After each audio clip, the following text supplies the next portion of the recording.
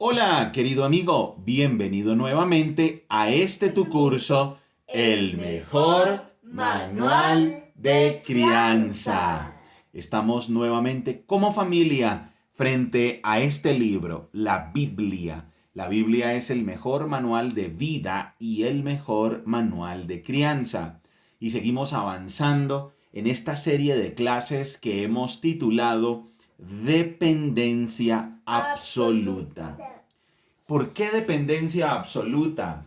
Porque el libro de Hechos de los Apóstoles nos muestra algo bien interesante, y es que los apóstoles dependían de las sagradas escrituras del Antiguo Testamento para mostrar a Jesucristo como el Mesías, como el prometido, y que todo lo que le sucedió y todo lo que Jesucristo era ya había sido profetizado en Moisés, en los profetas y en los salmos.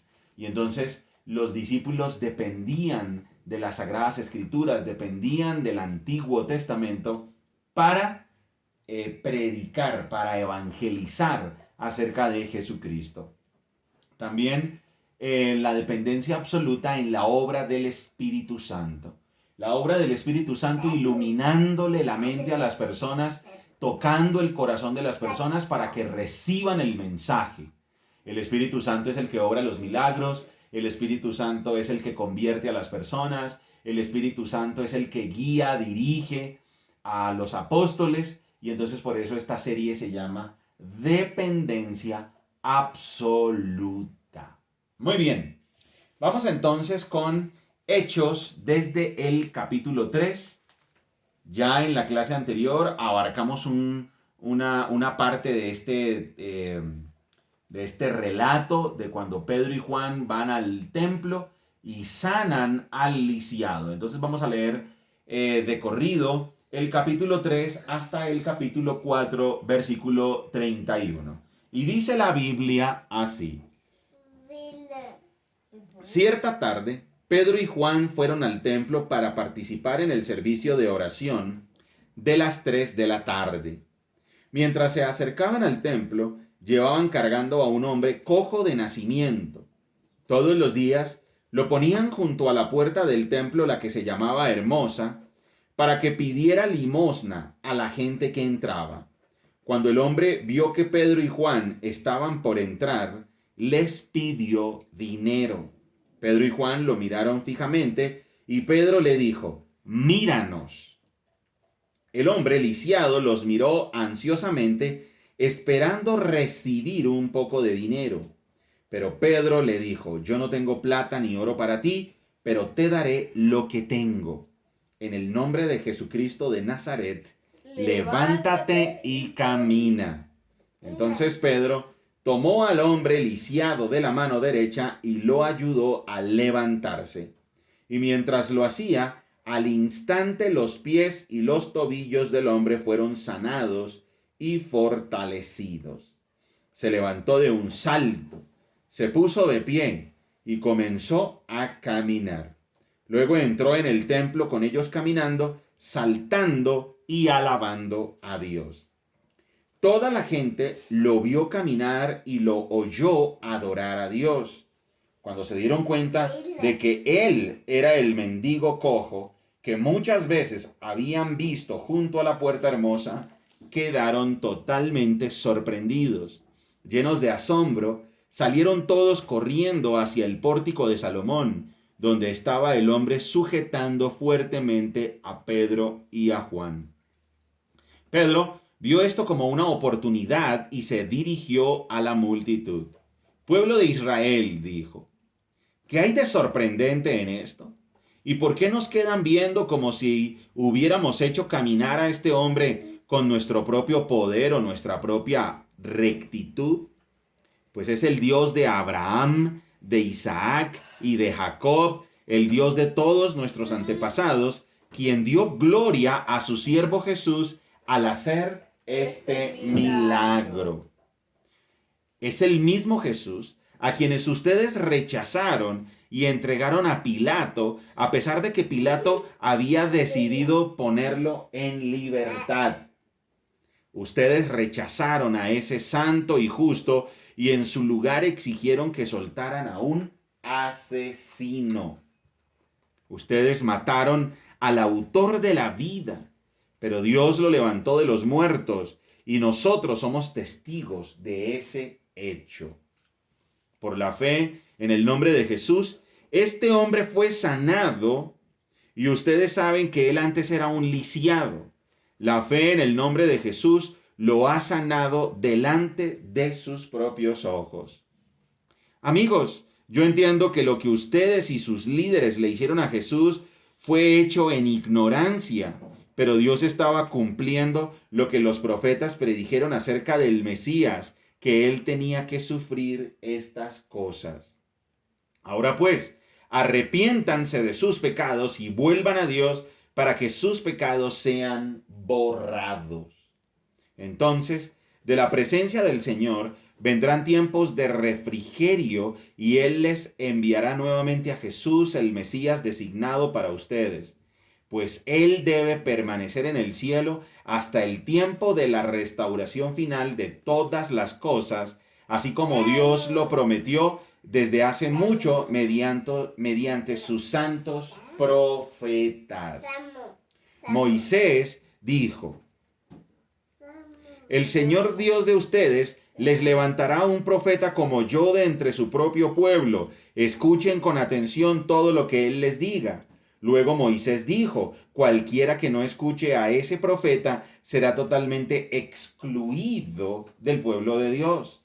Comenzando con Samuel, cada profeta habló acerca de lo que sucede hoy en día. Ustedes son los hijos de esos profetas y están incluidos en el pacto que Dios les prometió a sus antepasados. Pues Dios le dijo a Abraham: todas las familias de la tierra serán bendecidas por medio de tus descendientes. Cuando Dios levantó a su siervo Jesús, lo envió primero a ustedes, pueblo de Israel, para bendecirlos al hacer que cada uno se aparte de sus caminos pecaminosos. Capítulo 4. Mientras Pedro y Juan le hablaban a la gente, se vieron enfrentados por los sacerdotes, el capitán de la guardia del templo y algunos de los saduceos. Estos líderes estaban sumamente molestos porque Pedro y Juan enseñaban a la gente que hay resurrección de los muertos por medio de Jesús. Los arrestaron y como ya era de noche, los metieron en la cárcel hasta la mañana siguiente. Pero muchos de los que habían oído el mensaje lo creyeron, así que el número de creyentes ascendió a un total aproximado de 5,000 hombres, sin contar a las mujeres y a los niños. Al día siguiente, el concilio, integrado por todos los gobernantes, ancianos y maestros de la ley religiosa, se reunió en Jerusalén. El sumo sacerdote Anás estaba presente junto con Caifás, Juan, Alejandro y otros parientes del sumo sacerdote. Hicieron entrar a los 2 discípulos y les preguntaron: ¿con qué poder o en nombre de quién han hecho esto? Entonces Pedro, lleno del Espíritu Santo, les dijo: gobernantes y ancianos de nuestro pueblo, ¿nos interrogan hoy por haber hecho una buena obra a un lisiado? ¿Quieren saber cómo fue sanado? Déjenme decirles claramente, tanto a ustedes como a todo el pueblo de Israel, que fue sanado por el poderoso nombre de Jesucristo de Nazaret, el hombre a quien ustedes crucificaron, pero a quien Dios levantó de los muertos, pues es Jesús a quien se refieren las Escrituras cuando dicen: la piedra que ustedes los constructores rechazaron, ahora se ha convertido en la piedra principal. En ningún otro hay salvación. Dios no ha dado ningún otro nombre bajo el cielo mediante el cual podamos ser salvos.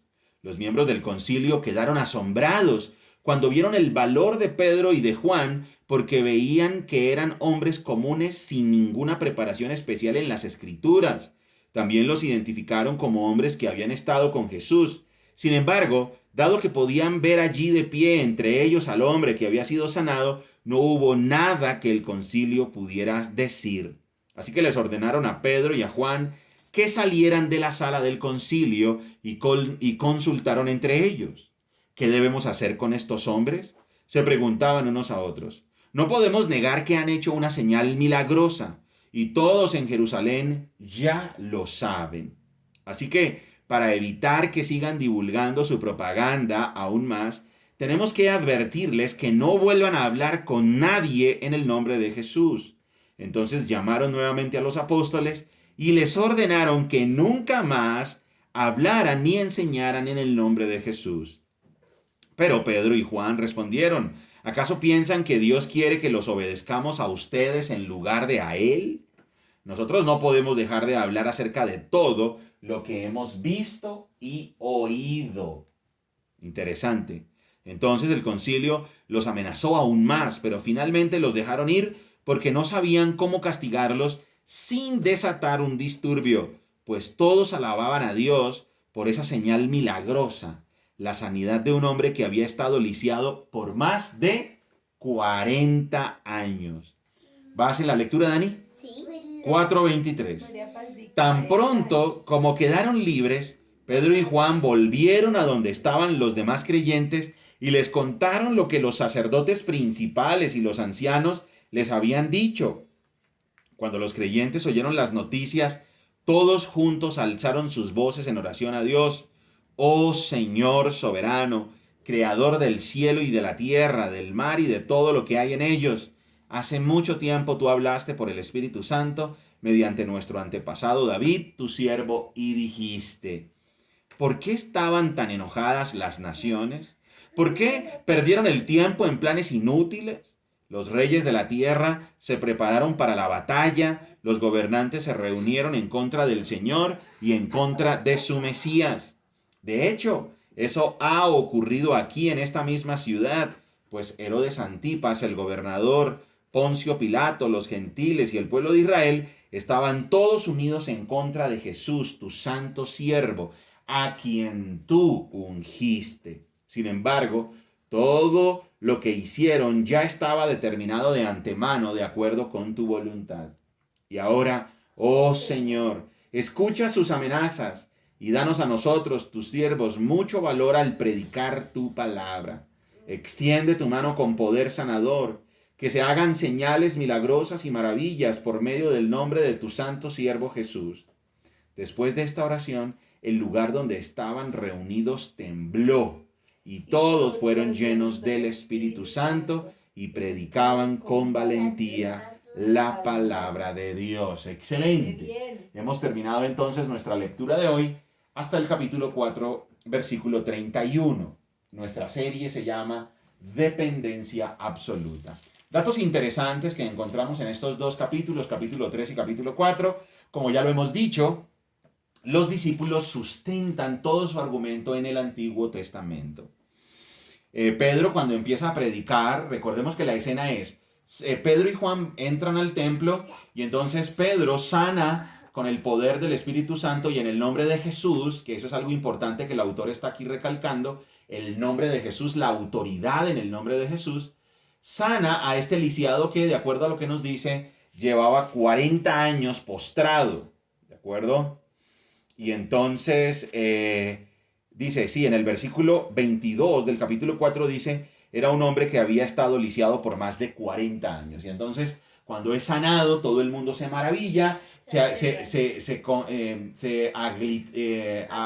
aglomeran, gracias, se me olvidó la palabra, se aglomeran las personas, todos están maravillados, el lisiado está pegadísimo, colgado de Pedro y de Juan, y la gente empieza a admirarse por lo que hicieron ellos. Y entonces Pedro lo primero que dice es, bueno, ¿y ustedes por qué se admiran? Como si fuera por nosotros, por nuestro poder o nuestra virtud, que nosotros estamos haciendo este milagro. Y entonces desde ahí testifica y dice, no, recuerden, ya esto estaba escrito. El Dios de Abraham, el Dios de Isaac, el Dios de Jacob, el Dios que le habló a Moisés, Moisés testificó y todos testificaron acerca de Jesucristo, el siervo de Dios, el Mesías, el ungido, el Hijo de Dios. Y en el capítulo 4, entonces, aparecen los antagonistas de siempre, Recordemos que en los 4 evangelios, los grandes enemigos, los archienemigos de nuestro Señor Jesucristo, son los fariseos, los saduceos, los líderes religiosos. Y pues ellos aparecen aquí en escena. Porque aquí ya la cosa es interesante, para ellos ya es una amenaza, porque están en el templo. Ya la gente, ya esto está cobrando otra connotación. Ya la gente empieza a cambiar y a darse cuenta, uy, ¿cómo así? Esta religión es una religión falsa y resulta que el Mesías ya vino, resulta que aquí ya hay algo distinto. Lo vamos a ver a lo largo del libro de Hechos de los Apóstoles, que los falsos maestros, cuando se ven desafiados, ellos lo primero que sienten es envidia. Porque dicen, oye, nos están quitando los feligreses, se están metiendo en nuestro territorio, nos están quitando el poder, nos van a quitar el dinero.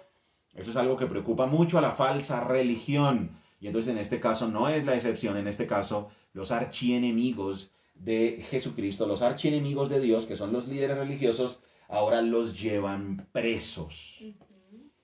Dice aquí que cuando los encuentran en el templo y los llevan presos ya era noche. Y este milagro ocurrió a las 3 de la tarde. O sea que estamos calculando que Pedro tiene una predicación de por lo menos 2 horas o más. 2 horas o más predicando con las escrituras.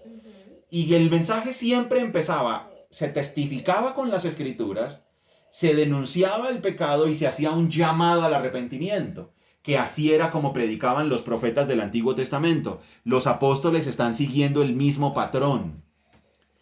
Desde los libros proféticos, desde Isaías hasta Malaquías, ya ven, más adelante estaremos estudiando esa sección de las Escrituras. Desde Isaías hasta Malaquías, los profetas tenían un patrón de predicación que era una denuncia del pecado y un llamado al arrepentimiento. Y eso es lo que están haciendo los discípulos. Los discípulos están testificando de nuestro Señor Jesucristo de acuerdo a las Sagradas Escrituras del Antiguo Testamento. Están denunciando el pecado de que no hay que rechazar a Cristo, no hay que rechazar al Mesías, hay que volverse del pecado y hay que arrepentirse para recibir el reino de Dios. Esto no, el cristianismo o seguir a Cristo no es de una emotividad, de pronto una música linda, un mensaje muy emotivo y que digamos, ay sí, qué lindo, después de este mensaje me tocó el corazón y ya llevo a Cristo en mi corazón. Así no funciona el cristianismo. El cristianismo es un llamado al arrepentimiento donde después de escuchar la exposición bíblica, no una canción. No, nadie se puede convertir escuchando una canción. Tú solo te conviertes cuando escuchas la Biblia, las Sagradas Escrituras. Y después, como hacían los apóstoles, después de escuchar la exposición bíblica, se hace el llamado al arrepentimiento y ahí es donde ocurre la conversión. Dice que en ese día se unieron muchísimas personas porque ya empezaron a crecer en grupo y ya eran 5,000 hombres, sin contar mujeres y niños. 3,000 en Pentecostés. O sea que aquí, en este milagro y por esta exposición bíblica, por esta predicación que hizo Pedro, se convirtieron alrededor de unas 2,000 personas. O sea, ya van más de 5,000 personas en la iglesia de Jerusalén. Y entonces, lo primero que le dicen los guardias cuando lo apresan y los líderes religiosos es, bueno, y señor Pedro, señor Juan, ustedes, señores, ¿en nombre de quién y con qué poder hacen ese milagro? Y entonces ellos, dice la Biblia en el capítulo 4, versículo 8, entonces Pedro, lleno del Espíritu Santo, les dijo, ¿sí ven que por eso esta serie se llama Dependencia Absoluta? Porque Pedro no lo hizo en sus fuerzas, Pedro fue lleno del poder del Espíritu Santo para testificar. Para testificar. Y entonces les dijo, gobernantes y ancianos de nuestro pueblo, nos interrogan hoy por haber hecho una buena obra, un lisiado. O sea, ¿qué delito hemos cometido? ¿Qué estamos haciendo de malo? Ahí vemos la falsa religión. ¿Por qué ataca al Dios verdadero? Y entonces dice, déjenme decirles claramente, tanto a ustedes como a todo el pueblo de Israel, que este hombre fue sanado por el poderoso nombre de Jesucristo de Nazaret. O sea, aquí está testificando de Jesucristo. Y miren el versículo 11. Pues es Jesús a quien se refieren las Escrituras. Nuevamente, y eso lo vamos a ver en todo el libro de Hechos, siempre va a estar el poder del Espíritu Santo y siempre van a estar las Sagradas Escrituras, el Antiguo Testamento. Y entonces Pedro hace referencia al Antiguo Testamento y dice, pues es Jesús a quien se refieren las Escrituras cuando dicen, la piedra que ustedes los constructores rechazaron, ahora se ha convertido en la piedra principal. Vamos a ir al Salmo 118, 22. Salmo 118, 22. La Biblia tiene unidad, la Biblia tiene coherencia y la Biblia tiene lógica. Salmo 118, 22 dice la Biblia, la piedra que los constructores rechazaron ahora se ha convertido en la piedra principal. Miren el versículo 23. Esto es obra del Señor y es maravilloso verlo. El versículo 24. Este es el día que hizo el Señor, nos gozaremos y alegraremos en él. Aquí, ¿qué está citando Pedro? Está citando el Salmo 118. Ya Pedro ha citado a Moisés, a los profetas, a los salmos. ¿Ok? Muy bien. Vamos a ir ahora a Isaías 28, 16. Isaías 28, 16. Ya por eso sabemos que el Nuevo Testamento es la explicación del Antiguo Testamento. Es el cumplimiento y la consumación. Anularé el trato que ustedes hicieron para burlar a la muerte y revocaré su acuerdo para evitar la tumba. Cuando el terrible enemigo arrase la tierra, ustedes serán pisoteados. Miren lo que hay aquí, esto es bien interesante. Miren, vamos a leer desde el versículo 16 hasta el 18. Vamos a ir 16 hasta el 28 para entender todo del 16 al 18, para entender todo el concepto. Dice, por lo tanto, esto dice el Señor soberano. Miren, pongo una piedra de cimiento en Jerusalén, una piedra sólida y probada. Es una preciosa piedra principal sobre la cual se puede construir con seguridad. El que crea jamás será sacudido. Los probaré con la cuerda de medir de la justicia y con la plomada de la rectitud, puesto que su refugio está construido de mentiras. Un granizo lo echará abajo, puesto que está hecho de engaños, una inundación lo arrasará. Anularé el trato que ustedes hicieron para burlar a la muerte y revocaré su acuerdo para evitar la tumba. Cuando el terrible enemigo arrase la tierra, ustedes serán pisoteados. Una y otra vez vendrá esa inundación, mañana tras mañana, día y noche, hasta que arrase con todos ustedes. Este mensaje llenará de terror al pueblo. ¿Qué está diciendo aquí el profeta Isaías? El profeta Isaías está predicando y está profetizando 700 años al futuro al Mesías y está diciendo, miren, ustedes quieren construir una religión, ustedes pueblo quieren construir una relación correcta con Dios. Pues si ustedes quieren construir una religión, si ustedes quieren construir una relación correcta con Dios, tienen que construir ese edificio llamado religión con la piedra principal, con la piedra angular, con la piedra que sostiene todo el edificio, y esa piedra es Cristo. Pero si ustedes rechazan a esa piedra principal, entonces ustedes van a caer, van a ser aplastados y van a ser destruidos por esa misma piedra. O sea, el motivo del juicio será que ustedes, pueblo pecador, van a construir su religión, pero esa religión va a ser construida quitando el elemento principal que es el Mesías, y por eso van a ser destruidos. Y entonces ya tenemos dos pasajes a los que está haciendo referencia Pedro. Pedro está haciendo referencia a Salmo 118 y a Isaías 28. Qué interesante, ¿no es cierto?